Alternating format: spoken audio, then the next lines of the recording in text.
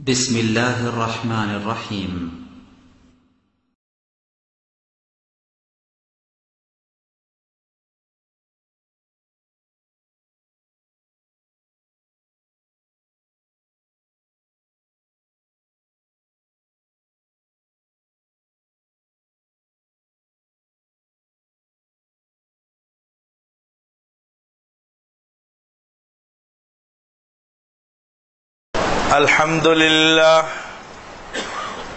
الحمد لله نحمده ونستعينه ونستغفره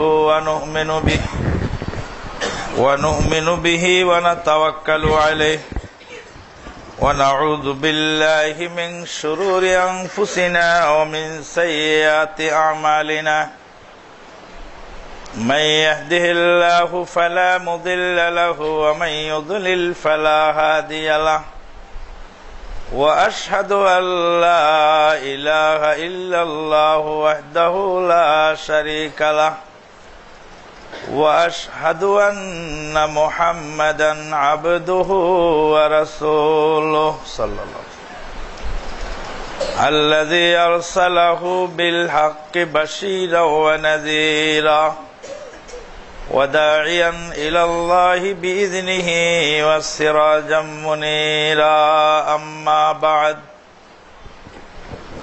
فإن خير الحديث كتاب الله وخير الهدي هدي محمد صلى الله عليه وسلم وشر الأمور محدثاتها وكل محدثة بدعة وكل بدعة ضلالة وكل ضلالة في النار أما بعد فقد قال الله تبارك وتعالى في الكلام المجيد والفرقان الحميد بعد أعوذ بالله من الشيطان الرجيم يا أيها الذين آمنوا اتقوا الله حق تقاته ولا تموتن إلا وأنتم مسلمون يا أيها الناس اتقوا ربكم الذي خلقكم من نفس واحدة وخلق منها زوجها وبث منهما رجالا كثيرا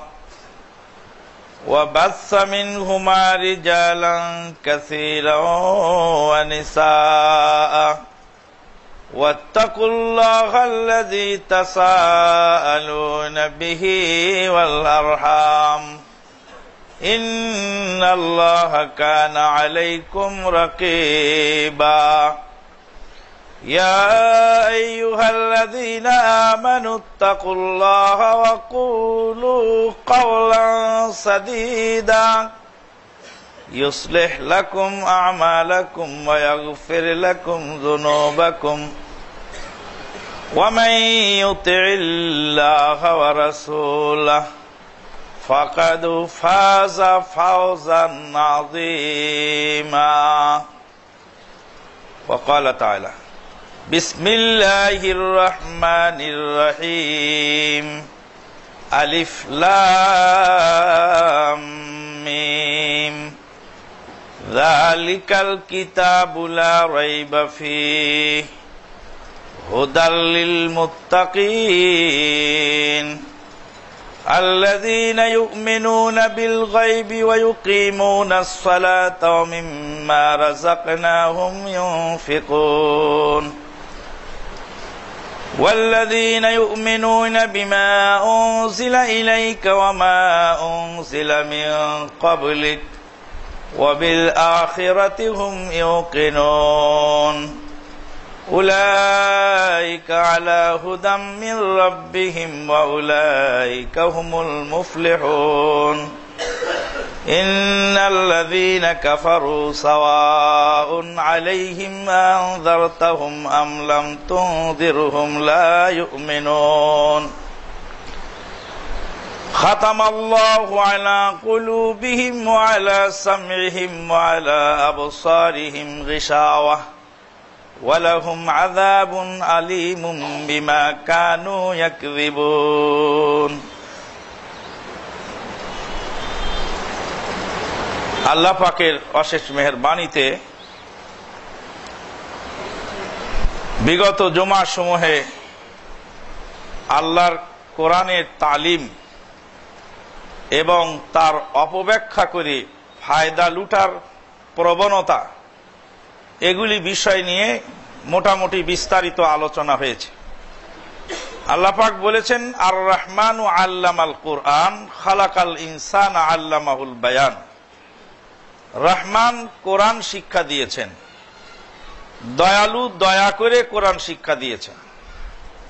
আর রহমান মানে পরম দয়ালু, পরম দয়ালু পরম দয়ার মাধ্যমে, অতীব দয়ার মাধ্যমে কোরআন শিক্ষা দিয়েছেন। রহমানের দয়া যার হয় তিনি কোরআন শিখতে পারেন এবং কোরআনের বুঝ তিনি পেয়ে থাকেন। আর রহমানের দয়া যার হয় না সে কোরআনের বুঝ পায় না, যারই ফলশ্রুতিতে সাধারণ মানুষ, অল্প শিক্ষিত মানুষ, অর্ধ শিক্ষিত মানুষ, সমাজের নিম্ন স্তরের মানুষ বলে যাদেরকে গণ্য করা হয়, তারা কোরআনের সঠিক বুঝ পেয়ে যাচ্ছেন, অথচ বড় বড় পণ্ডিত, বড় বড় মুফতি, বড় বড় আলেম ওলামা, যারা সমাজের কর্ণধার, সমাজের নেতৃত্বের দাবিদার, বিরাট বুদ্ধিমত্তার পরিচায়ক, এই সমস্ত লোকগুলি কোরআন সুন্নাহকে অপব্যাখ্যা করে মানুষকে বিভ্রান্ত করার জন্য অপচেষ্টায় মেতে উঠেছে, যেমন ইহুদি নাসারার আলেম ওলামারা করেছিল। আল্লাহ পাক বলেন, ইন্না কাসীরাম মিনাল আহবারি ওয়ার রুহবান লা ইয়াকুলুনা আমওয়ালান নাসি বিল বাতিল ওয়া ইয়াসুদ্দুনা আন সাবিলিল্লাহ। আহবার হলো হাবরের জমা, বহুবচন। হাবর শব্দ হলো ইহুদিদের পণ্ডিত, তাওরাত ইনজিলের অনেক বিদ্যা তাদের কাছে, কিন্তু আমল নাই। আর রুহবান হলো রাহেবের বহুবচন। রাহেব হলো, তারা হলো ধর্মভীরু লোক, বুজুর্গ মানুষ, ইবাদত বন্দেগী খুবই করে কিন্তু এলেম কালাম নাই, যা দেখে তাই করে, বুঝেও করে আর না বুঝেও করে, লোকেরা করে তাই করে, সারাদিন খালি নামাজি পড়তে আসে। কি যে পড়ে আর কি যে ইবাদত করে, ওটা দলিলে আছে কি না আছে এটা যাচাই বাছাই করার ক্ষমতা নাই। এরা মানুষের অর্থ সম্পদ লুটে খায়। আল্লাহ বলছেন মানুষের অর্থ সম্পদ লুটে খায়। কিভাবে লুটে খায়? হাসপাতালে চাকরি করেন একজন বুজুর্গ, কিন্তু হাসপাতালের ডিউটি বাদ দিয়ে উনি রাস্তায় বেরিয়ে পড়লেন আল্লাহর দ্বীনের নামে। এই যে অর্থটা, বেতনটা যে খাওয়া হলো, একজন চাকরি করেন একজন সরকারি অফিসে, তিনি যে তার দায়িত্ব বাদ দিয়ে তার যথাযথ যে কর্তব্য ছিল সেটা যে পালন করলেন না, টাকাটা তো হালাল হলো না। যারা ওয়াজের ব্যবসা করে বেড়াচ্ছেন, বক্তৃতা করেন কন্টাক্টের মাধ্যমে, এত টাকা না দিলে হবে না, এত টাকার বিনিময়ে মাইকের সামনে বসে কিছু গাল গপ্প করে তারা নিশ্চয়ই মানুষের অর্থ সম্পদ লুটে লুটে খাচ্ছেন। যারা কুরবানির ঈদের দিন চাকু নিয়ে বেরিয়ে গেছেন, কুরবানি জবাই করে পশুর চামড়াটা পুরাটাই নিয়ে যাবেন ওনার মাদ্রাসার জন্য, তাহলে এলাকার গরিব দুঃখী মানুষের হকটা কোথায় থাকলো? আল্লাহ পাকের যে এই আয়াত, এই আয়াতের বাস্তবতা আমরা এইভাবে দেখতে পাচ্ছি। একটা ওরস মাহফিলে একজন পীর সাহেব 26 লক্ষ টাকা নজরানা পেলেন এক অনুষ্ঠানে। 26 লক্ষ টাকা পীর সাহেবের নজরানা আসছে, সেখানে ট্রেড লাইসেন্স নাই, দুদকের কোনো হিসাব কিতাবের কোনো ব্যবস্থা নাই, সেখানে ইনকাম ট্যাক্সেরও ব্যবস্থা নেই। কত টাকা আসছে আর কত টাকা যাচ্ছে তার খবর কে রাখে? এইভাবে মানুষের অর্থ সম্পদ যে তারা লুটে খাচ্ছে। কাসীরাম মিনাল আহবারি ওয়ার রুহবান লা ইয়াকুলুনা আমওয়ালান নাসি বিল বাতিল ওয়া ইয়াসুদ্দুনা আন সাবিলিল্লাহ। কেউ বলবেন যে এটা তো ইহুদিদের শানে নাজিল হয়েছে। আর এই ইহুদির খাসলত যদি আপনার ভিতরে থাকে, ইহুদির খাসলত যদি আমার ভিতরে থাকে, তো ওটা ইহুদিদের জন্য প্রযোজ্য, আমার জন্য প্রযোজ্য। আল্লাহ রাব্বুল আলামিন ইহুদিদের অনেক বদ খাসলতের সমালোচনা মহাগ্রন্থ আল কোরআনুল কারীমে করেছেন। ইহুদির খাসলত যদি আমার ভিতরে আসে, আপনার ভিতরে আসে, অবশ্যই আমি আপনি সমালোচনার পাত্র। এতটুকু তো বলতে পারবো যে ইহুদির খাসলত আপনার মধ্যে আছে, ইহুদির খাসলত আমার মধ্যে আছে। আমি নিজেকে ইহুদি না বলি, আপনাকে ইহুদি হয়তো না বলতে পারি, কিন্তু ইহুদির খাসলত যে আছে এতটুকু তো আমি বলতে পারবো, এই বলার ইখতিয়ার তো আমার আছে। বন্ধুগণ, আল্লাহ রাব্বুল আলামিন মহাগ্রন্থ আল কোরআনুল কারীম নাজিল করলেন। কোরআনুল কারীম দয়া করে দয়াবান শিক্ষা দিলেন, দুনিয়ার সবাইকে দিয়েছেন, আল্লাহর নাফরমানকেও দুনিয়া দিয়েছেন, কিন্তু দিন দিয়েছেন আল্লাহর পছন্দনীয় ব্যক্তিকে। আল্লাহর নবী সাল্লাল্লাহু আলাইহি ওয়াসাল্লাম বলেন, মান আরাদাল্লাহু বিহি খায়রান ইউফাক্কিহু ফিদ্দীন। আল্লাহ যার কল্যাণ চেয়ে থাকেন তাকে দ্বীনের বুঝ দান করেন। যারই ফলশ্রুতিতে কালকে রাতের ঘটনাই বলছি যে একজন মেরিন ইঞ্জিনিয়ার কথা বলছেন কোরআন ও হাদিসের পক্ষে, একজন ডাক্তার কথা বলছেন কোরআন ও হাদিসের পক্ষে, একজন কি বলে সাধারণ জনতা রিকশার ড্রাইভার কোরআন হাদিসের পক্ষে, একজন সাধারণ মানুষ অতীব গরিব দুঃখী সে বলছে কোরআন ও হাদিসের পক্ষে, তালেবে ইলম বলছে কোরআনের পক্ষে হাদিসের পক্ষে। মুফতি সাহেব বোঝেন না, বুঝলেও হয়তো বা মানেন না। বেটা বুঝে ফেলেছে অথচ বাপ এখনো বোঝে না। বাপ বুঝবে কি না বুঝবে তা আমরা এখনো জানি না। আল্লাহ রাব্বুল আলামিন যাকে দয়া করে কোরআন শিক্ষা দেন তিনি কোরআন শিখতে পারেন। আর রহমান আল্লামাল কোরআন, দয়ালু দয়া করে কোরআন শিক্ষা দিয়েছেন। কোরআন কি জিনিস, কোরআনের পরিচয় কি?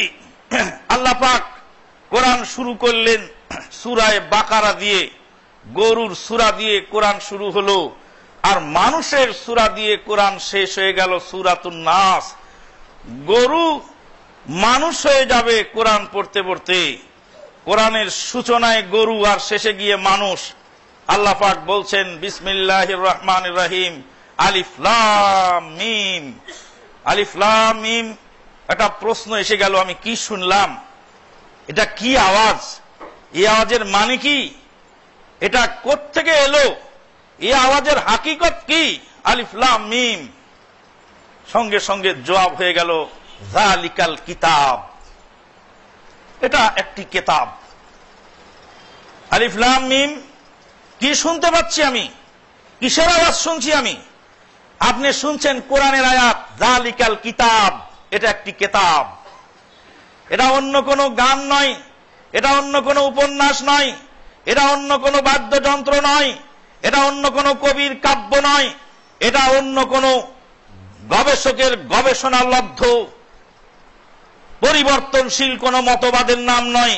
এটা আল্লাহ রাব্বুল আলামিন বিশ্ববিধাতার অলঙ্ঘনীয় বিধান, মহাগ্রন্থ আল কোরআন, আল্লাহ রাব্বুল আলামিনের বাণী।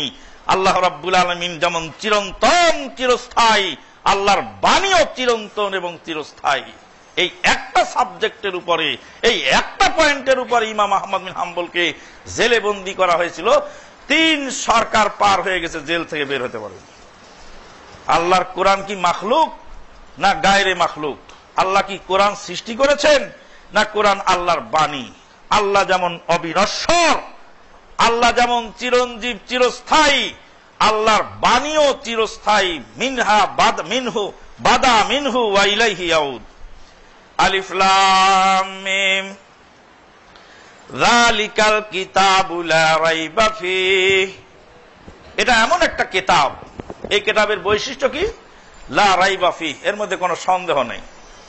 ফালা তারতাবু ফীহি, সুতরাং তার মধ্যে আর সন্দেহ করো না তোমরা। লা রাইবা ফি, সন্দেহ নাই। এটা হলো খবর। ফালা তারতাবু ফিহি, এটা ইনশা। একই কথার মধ্যে দুইটা কথা নিহিত। কিয়ামত পর্যন্ত লক্ষ লক্ষ কোটি কোটি কথা একটা শব্দের মধ্যে থাকবে, মানুষ ব্যাখ্যা করতে পারবে না। 1400 বছর পার হয়ে গেল, আলিফ লাম মিম মানে কি আজ পর্যন্ত কারো বলার শক্তি হয় নাই। কিয়ামত পর্যন্ত আর বলতেও পারবে না। অক্ষমতার মাঝ সমুদ্রে সমগ্র বিশ্ব,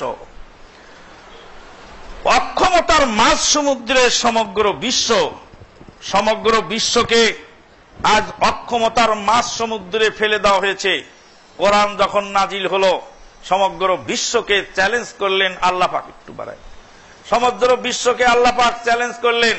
চ্যালেঞ্জ করে বললেন যে তোমরা এই কোরআনের মতো কোরআন আনো, তোমরা কোরআনের মতো 10টি সূরা আনো, কোরআনের মতো একটি সূরা আনো, একটি সূরার একটি আয়াত আনো। তারা যখন পারল না, অক্ষমতার মাঝ সমুদ্রে হাবুডুবু খেলো। আল্লাহ রাব্বুল আলামিন এই কোরআন, আল্লাহর বাণী পৃথিবীর বুকে প্রেরণ করেছেন। আলিফ লাম মিম যালিকাল কিতাবু লা রাইবা ফিহি, এটা এমন একটা কিতাব যার সন্দেহ নেই। ফালা তারতাবু ফিহি, সুতরাং তার মধ্যে সন্দেহ করো না। এদিকে কি কাজ হয়? আরেকটা প্রশ্ন, এদিকে কি কাজ হয়? হুদাল লিল মুত্তাকিন আল্লাযীনা ইউমিনুনা বিল গায়ব। হুদাল লিল মুত্তাকিন, এটা মুত্তাকিনদের হেদায়েত। সবাইকে হেদায়েত করতে পারবে না, এটা হেদায়েত করবে মুত্তাকিনদেরকে। মুত্তাকিন কারা? কি হলে মুত্তাকিন হওয়া যায়? কি হলে কোরআনের হেদায়েত পাওয়া যায়? আল্লাযীনা ইউমিনুনা বিল গায়ব ওয়া ইউকিমুনাস সালাতা ওয়া মিম্মা রাযাকনাহুম ইউনফিকুন। আল্লাযীনা ইউমিনুনা বিল গায়ব, যারা গায়েবের প্রতি বিশ্বাস রাখে, ওই সমস্ত মুত্তাকিনদেরকে এই কোরআন হেদায়েত করবে। যে সমস্ত মুত্তাকিনেরা, তাদের প্রথম এবং প্রধান বৈশিষ্ট্য হলো গায়েবের প্রতি ঈমান আনে। মুত্তাকিনদের গায়েব সম্পর্কে কোনো গবেষণা নাই। গায়েব সম্পর্কে যে গবেষণা করে সে হলো পৃথিবীর সবচেয়ে বড় নাদান। পৃথিবীর সবচেয়ে বড় নাদান। দুই দল নাদান তাকদীর সম্পর্কে গবেষণা শুরু করলো। তাকদীর কি জিনিস? তাকদীরই যদি থাকবে তবে আমল করব কেন? আর আমলই যদি করা লাগবে তো তাকদীরের আবার দরকার কি? এই করতে করতে করতে করতে দুই দলের রেজাল্ট হলো, এক দল তাকদীরকে অস্বীকার করে জাবারিয়াতে যোগদান করলো। জাবারিয়া দল, তারা তাকদীরকে তারা হলো কাদারিয়া। কাদারিয়া দলে যোগদান করলো। তারা তাকদীরকে অস্বীকার করলো। তাকদীর বলে কোনো জিনিস নেই। তাকদীর আবার কি? চেষ্টা করলেই পাওয়া যায়, চেষ্টা করলেই পাওয়া যায়। তাকদীর নাই। তাকদীরের ভালো মন্দের ফয়সালাকে যারা অস্বীকার করলো তারা হলো কাদারিয়া। তার উল্টা আরেক দল বেরিয়ে গেল, তারা হলো জাবারিয়া। জাবারিয়ারা হলো যে তাকদীর সব কিছু আমাদের, তাকদীর সর্বস্ব আমাদের জিন্দেগি, আমাদের চেষ্টার কোনো মূল্য নেই। বলতে বলতে লাস্টে যায় বলো, হাকিম হয়ে হুকুম করো, পুলিশ হয়ে ধরো, সর্প হয়ে দংশন করো, উজা হয়ে ঝাড়ো। এই যে দুনিয়া কিসেরও লাগিয়া এত যত্নে গড়াইছেন সাই, ছায়া বাজে পুতুল রূপে গড়ায়া মানুষ, যেমনে নাচাও তেমনে নাচে, পুতুলের কি দোষ? মানুষকে যেমনে নাচায় তেমনে তো নাচে, তো মানুষের আবার দোষ কি? ঠিক এই কথাই মুসলিম জাহানের খলিফা ওমর ইবনুল খাত্তাবের জামানায় একদল চোর চুরি করে ধরা পড়ার পরে বলছিল, নাহনু সারাকনা বে কাদারিল্লাহি ইয়া আমিরুল মুমিনিন। হে আমিরুল মুমিনিন, আল্লাহর তাকদিরে লেখা ছিল তাই চুরি করেছি, হাত কাটবেন কেন? আল্লাহ তাকদিরে না লিখলে আমি চুরি করব কেন? আল্লাহ লিখে দেন তাকদিরে, তাই তো আমি চুরি করেছি, হাত কাটবেন কেন? ওমরে ফারুক রাদিয়াল্লাহু তাআলা আনহু চোরদের হাত কেটে নিলেন আর বললেন, নাহনু কাতানা আইদিকুম বিকাদারিল্লাহি আইযা, আমরাও তোমাদের হাতকে আমাদের তাকদিরে লেখা ছিল তাই কেটে নিলাম। তোমার তাকদিরে লেখা ছিল চুরি, তুমি চুরি করেছো। আমার তাকদিরে লেখা ছিল তোমার হাত কেটে নাও, তা আমিও হাত কেটে নিলাম। সমস্যা কোথায়? তাহলে তাকদির নিয়ে বিষয়টা ছিল যে তাকদির বলে আল্লাহ পাকের একটা বিষয় আছে। আল্লাহ তাকদির লিখেছেন, তাকদিরের প্রতি ঈমান আনতে জানি, কিন্তু তাকদির বুঝার চেষ্টা করি না। অত বুঝ আমার ব্রেনে ধরে না। আল্লাহর নবী বলেছেন, আল্লাহ বলেছেন, অতএব আমি মেনে নিলাম, এটাই ঠিক আর এটাই মানতে হবে। এটা যারা বলেছে তারা এই বিভ্রান্তির হাত থেকে বেঁচে গেছে, আর যারা এটা বলতে পারে নাই তারা এই বিভ্রান্তির হাত থেকে বাঁচতেও পারে নাই। তাকদীর সম্পর্কে দুই দলে মানুষ বিভক্ত হয়ে গেল। অনুরূপভাবে মানুষের আমল নিয়ে মানুষ দুই ভাগে বিভক্ত হল।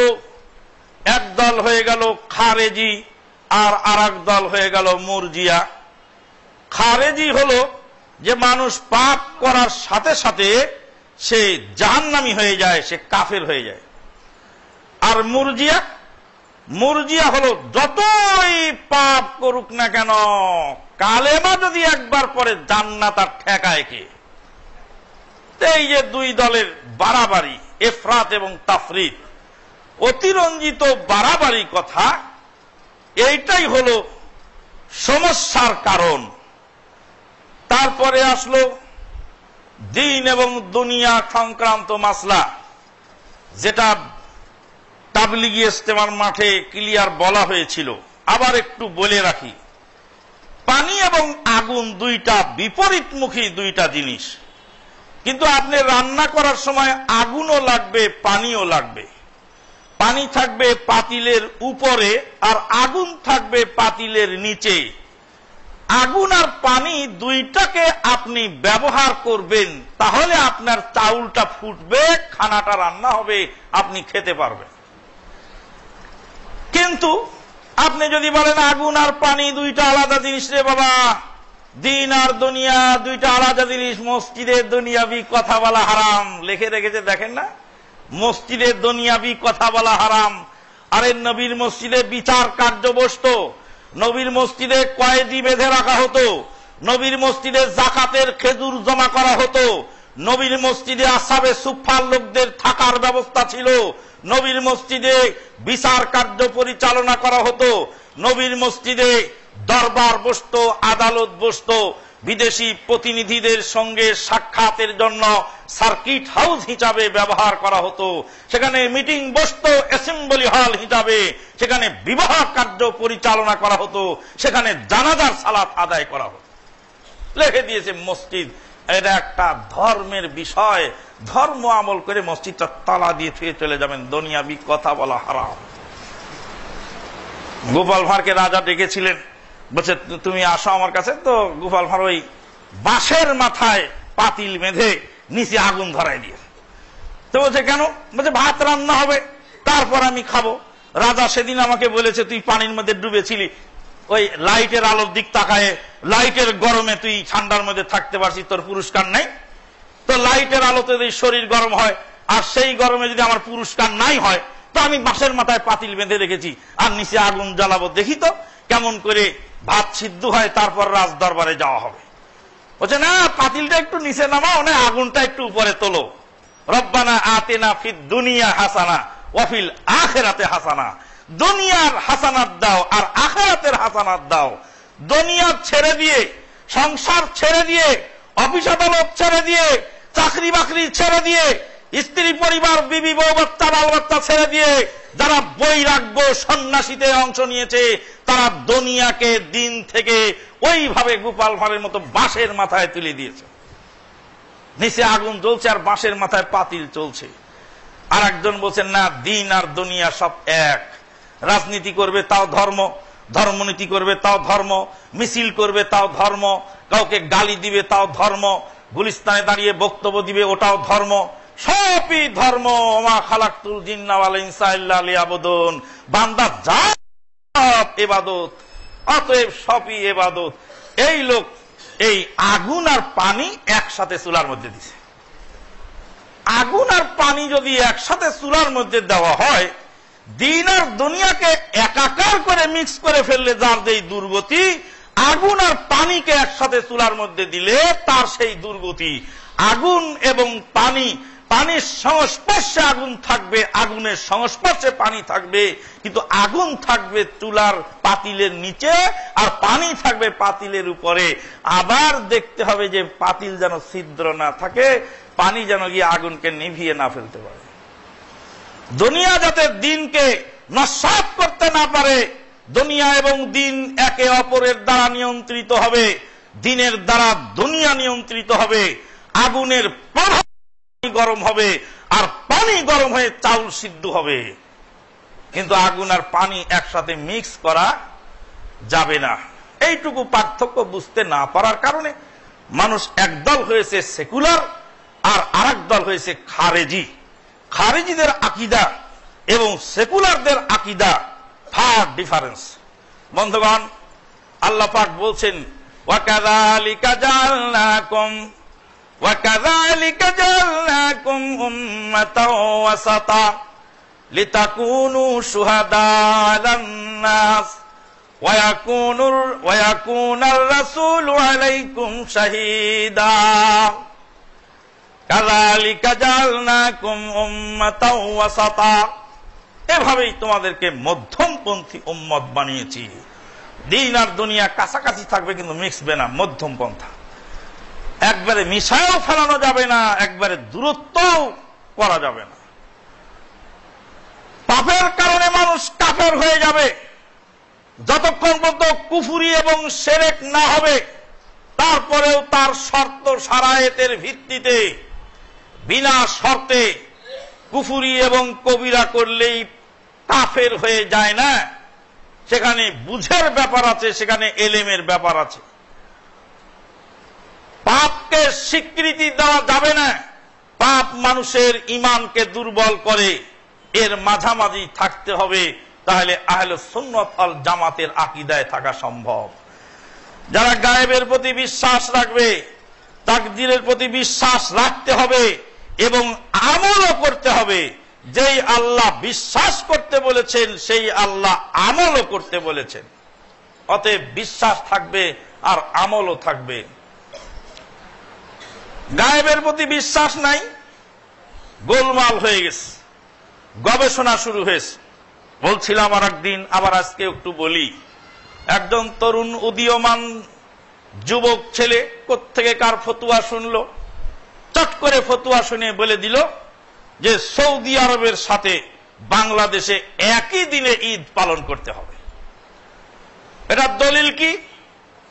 দলিল হিসাবে প্রথমে উনি পেশ করলেন যে সৌদি আরবের সাথে যদি একই দিনে ঈদ এবং সিয়াম পালন না করা যায় তাহলে লাইলাতুল কদর 2 দিনে 2 দেশে 2 রকমের হবে। সৌদি আরবে যেদিন জোর, বাংলাদেশে সেদিন বেজোর। বাংলাদেশে যেদিন জোর, সৌদি আরবে সেদিন বেজোর। লাইলাতুল কদর তো একদিনেই হবে। লাইলাতুল কদর আবার কয় দিনে হয়? বিরাট বড় বিদ্যা আর বিরাট বড় যুক্তিতর্ক জগদ্দল পাথরের মতো নিয়ে এসে হাজার হাজার লোকরে এর মধ্যে বিভ্রান্ত করা হয়ে গেছে। আমার কাছে এসে হাজির।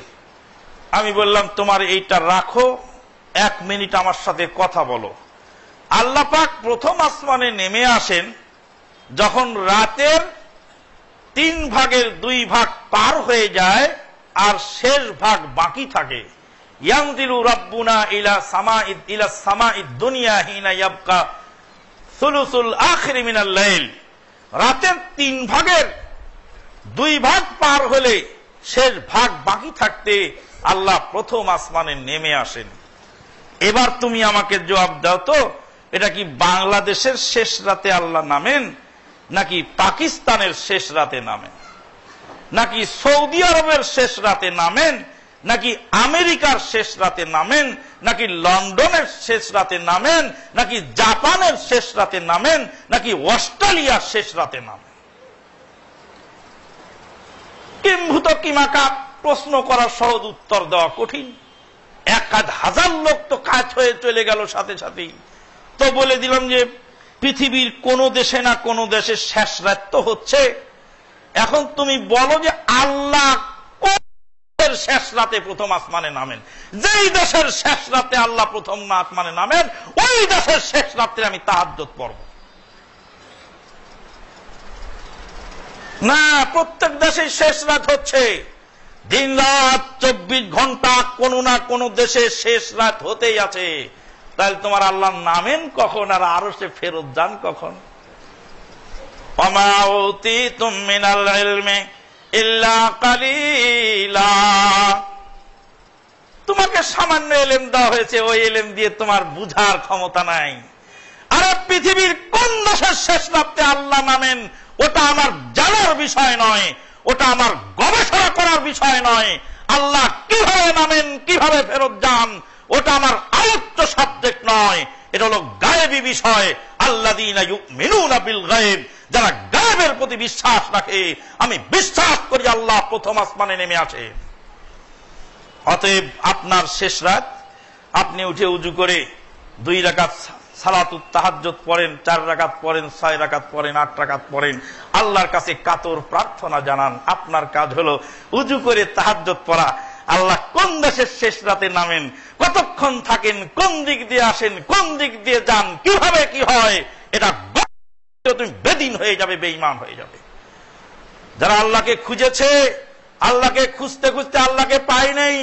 চিটাগাঙের বায়েজিদ বোস্তামি বলেছে, বাহাস্তুল্লাহ 40 সানা, 40 বছর আল্লাহকে খুঁজলাম। বাহাস্তু আনিল্লাহি 40 সানা, 40 বছর আল্লাহকে খুঁজলাম। বায়েজিদ বোস্তামি 40 বছর আল্লাহকে খুঁজলেন, আল্লাহ নিয়ে গবেষণা করলেন। ফায়দা হুয়া আনা, 40 বছর পরে দেখলাম আমি নিজেই আল্লাহ। 40 বছর পরে বায়েজিদ বোস্তামি নাস্তিক হয়ে বের হলো। কারণ যখন আল্লাহকে আর কোথাও পাওয়া গেল না, কানা দাজ্জাল তো বন্দী আছে। আজকে পৃথিবী মানুষের মুঠের মধ্যে।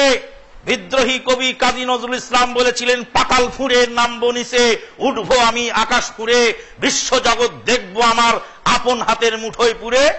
বিশ্বজগৎ আপন হাতের মুঠোয় পুরে কাজী নজরুল ইসলাম দেখতে চেয়েছিলেন, দেখেননি। আপনি দেখছেন, আপনার ক্লাস 5 ছেলেটাও দেখছে, ওর হাতের মধ্যে মুঠের মধ্যে ইন্টারনেট। সারা বিশ্বে কোথায় কি হচ্ছে দেখছে।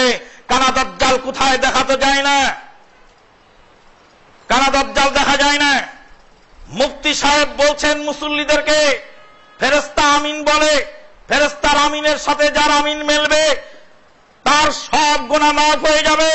ফেরেশতার আমিন কি আপনারা শুনেছেন? জনগণ বলে শুনি নাই। বলে ফেরেশতা তাহলে আসতেই বলে। ইন্না লিল্লাহি ওয়া ইন্না ইলাইহি রাজিউন ওয়া ইয়াসুদ্দুনা আন সাবিলিল্লাহ।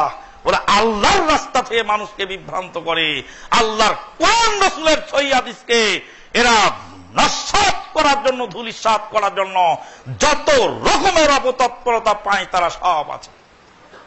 তাহলে আল্লাযীনা ইউমিনুনা বিল গায়ব, গায়েবের প্রতি বিশ্বাস রাখে। তাহলে প্রথম কাজ আপনার হবে, কোরআন এবং সুন্নাহর দলিল মওজুদ, আমার বুঝে ধরে না, আমার এত বুঝার ক্ষমতা নাই।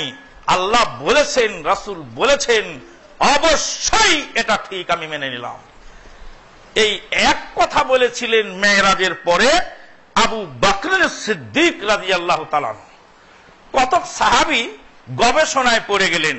মক্কার কাফেরেরা বলল, তোমাদের নবী এতদিন যা বলেছিলেন তা তো একটা ছিলই, আর এখন যে আরেকটা বললেন এটা ধোপে টেকে না, এটার বাজারে বলা যায় না। সে আবার কি বলে, চোখের পলকে 7 আসমান ঘুরে চলে এলেন। সাহাবায়ে কেরামদের মধ্যে যারা একটু গবেষণা ধর্মী সাহাবী, তারা বলছে, তাই তো, এটা কেমন করে হলো, একটু বুঝারও তো দরকার। আবু বকর সিদ্দিক বললেন যে এত আমার বুঝার শক্তি নাই।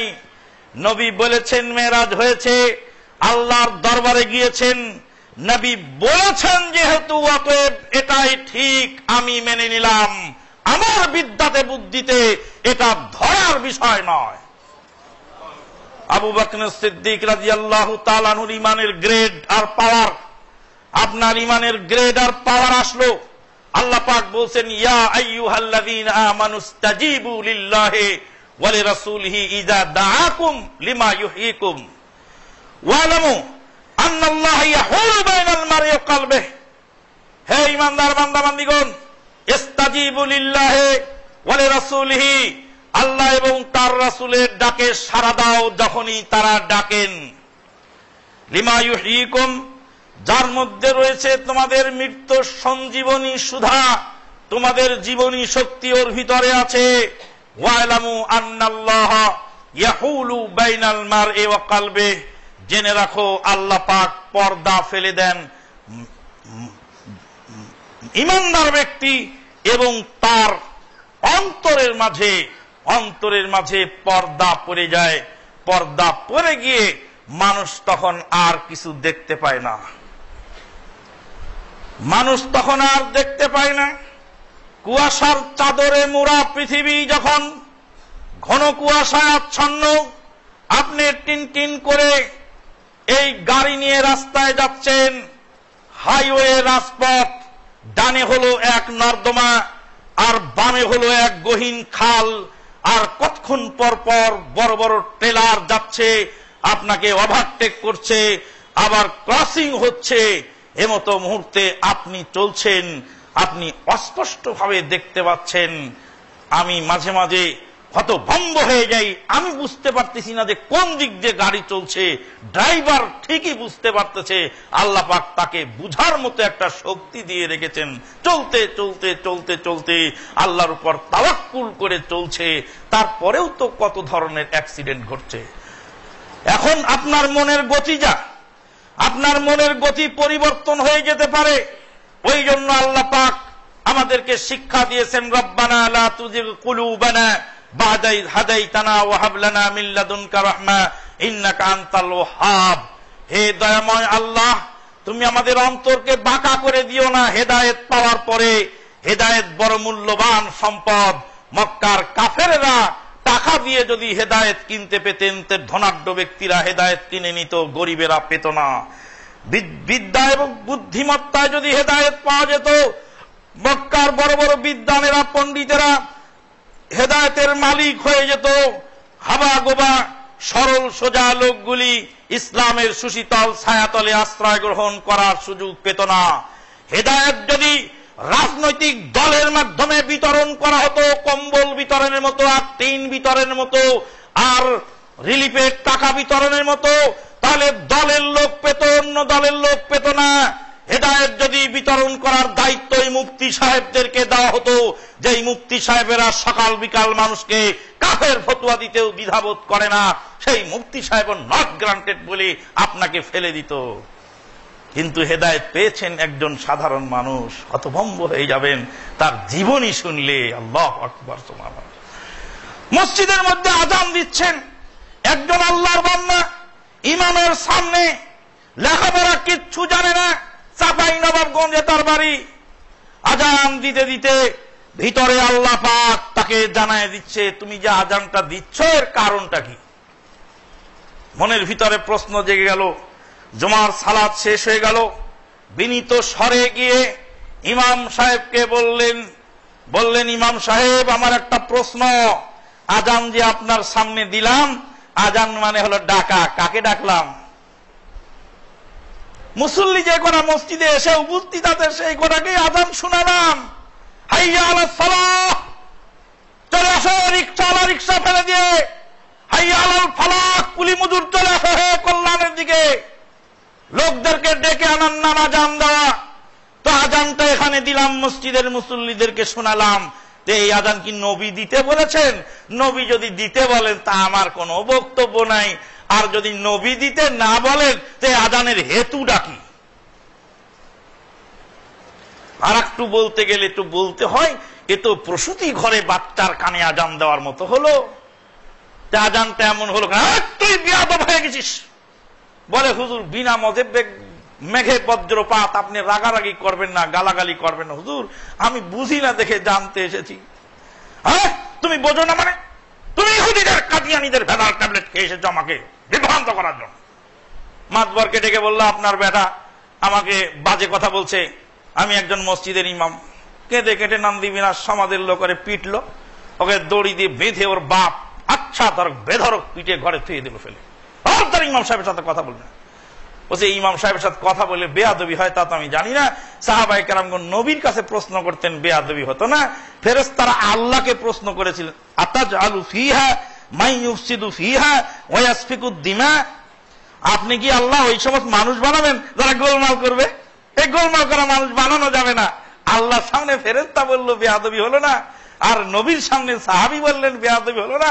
তো ইমামকে প্রশ্ন করলাম বেয়াদবি হলো কেন? বাপ বলছে তুই আমার বাড়ি থেকে বের হয়ে যাবি। এখন বাড়ি থেকে বের করে দিল। লোকটা বিবরণ দিচ্ছে আর চোখের পানি টস টস করে পড়ছে। বলছে কলিজা ফেটে চৌচির হয়ে যায়, বিনা অপরাধে আমাকে পিটে বাড়ি থেকে বাপ বের করে দিলেন শুধু ইমামের উস্কানিতে। কতদিন বাইরে থাকলাম, থাকার পরে একদিন বাপের মনে কি হলো, বলল যে বেটাকে যে পিটলাম সে কি বলতে চাচ্ছিল তো শুনলাম তো না, কি বলতে চায়, কি প্রশ্ন নিয়ে ইমামের সাথে দ্বন্দ্ব। জিজ্ঞাসা করলেন। জিজ্ঞাসা করার পরে বাপের ভিতরে পরিবর্তন এসে গেল। পরিবর্তন এসে গিয়ে আজকে গোটা এলাকা কোরআন এবং সুন্নাহর পথে এসেছে, তাওহীদের পথে। তাকে কেউ দাওয়াত দিতে যায় নাই। সে আযান দেখে নিজে নিজে প্রশ্ন করতেছে যে এই আযান মসজিদের ভিতরে হলো কেন? বাইরের লোককে শোনানো হলো না, এটা আবার কেমন আযান? আল্লাহু আকবার। আল্লাহ রাব্বুল আলামিন তাই বলছেন হুদাল লিল মুত্তাকিন আল্লাযীনা ইউমিনুনা বিল গায়ব ওয়া ইউকিমুনাস সালাতা ওয়া মিম্মা রাযাকনাহুম ইউনফিকুন, যারা সালাত কায়েম করে এবং আমি যা রুজি দিয়েছি তা থেকে তারা ব্যয় করে। বিস্তারিত লম্বা কথা। আল্লাহ রাব্বুল আলামিন নবী সাল্লাল্লাহু আলাইহি ওয়াসাল্লাম বলছেন মান আরাদাল্লাহু বিহি খায়রান ইউফাক্কিহু ফিদ্দিন, আল্লাহ যার কল্যাণ চেয়ে থাকেন তাকে কল্যাণ দান করে থাকেন। তাহলে আমাদের হেদায়েতের উপরে টিকে থাকার জন্য যত বড় মুফতি যত বড় দলিল নিয়ে আসুক না কেন, কোরআন ও সুন্নাহর বিরুদ্ধে যত যুক্তি খাড়া করা হোক না কেন, আপনাকে বলতে হবে আমার বিদ্যা এতদূর যায় নাই, নবী বলেছেন আমি মেনে নিলাম। এটা কেন হলো, কি কারণে হলো, এটা বুঝার ক্ষমতা আমার নাই, আর বুঝার দরকারও আমার নেই। আপনার বুঝার দরকার, আপনি বোঝেন, আপনার আমল নিয়ে আপনি থাকেন। এই কথাটুকু বলে যদি সেখান থেকে কেটে না পড়তে পারেন, তাহলে ওর প্যাচে আপনাকে ফেলে আপনাকেও আবার ওই রাস্তায় ধরায় দিবে। ওয়াসুদ্দুন আন সাবিলিল্লাহ, আল্লাহর রাস্তা থেকে বিভ্রান্ত করে ফেলবে। কিয়ামতের আগ পর্যন্ত কত মানুষ আসবে, কত দল আসবে, কত মতবাদ আসবে, কত তরিকা আসবে, কত ধরনের পীর আসবে, কত ধরনের বক্তব্য আসবে। সমস্ত বক্তব্য গ্রহণযোগ্য নয়। কোরআন সুন্নাহর কষ্টি পাথরে যাচাই বাছাই করতে হবে। যাচাই বাছাই করার ক্ষমতা আপনার না থাকে, যারা যাচাই বাছাই করতে পারে তাদের সহযোগিতায় আপনি সেটা যাচাই বাছাই করার চেষ্টা করবেন। আপনি স্বর্ণ বিক্রি করার জন্য গেছেন, কিনতে গেছেন, 10টা দোকান যাচাই করলেন, যারা চেনে তাদেরকে সাথে নিয়ে গেলেন, যারা চেনে তাদের মধ্যে 2-3 রকমের মন্তব্য হয়ে গেল, আপনি আবার তৃতীয় আর একজনের কাছে গেলেই আপনাকে আল্লাহ একটা বুদ্ধি এমন দিয়েছেন যে আপনি বুঝতে পারবেন যে সঠিক জবাবকে দিচ্ছে আর জবাবের মধ্যে লুকুচুরি কে খেলে যাচ্ছে। আল্লাহ মানুষের ভিতরে এরকম একটা বুদ্ধিমত্তা দান করেছেন। আল্লাহু আকবার, সুবহানাল্লাহি ওয়া বিহামদিহি, সুবহানাল্লাহিল আযীম, ওয়া মা আলাইনা ইল্লাল বালাগ। আকুলু কওলি হাযা আস্তাগফিরুল্লাহ লি ওয়া লাকুম ওয়া লিসাইরিল মুসলিমিন ফাস্তাগফিরুহু মিন কুল্লি যামবিন ওয়া আতুবু ইলাইহি ইন্নাহু হুয়াল গফুরুর রহিম। আলহামদুলিল্লাহি কাফা ওয়া সালামু আলা ইবাদিহিল্লাযীনা ইসতাফা, আম্মা বা'দ। ফাআউযু বিল্লাহি মিনাশ শাইতানির রাজীম।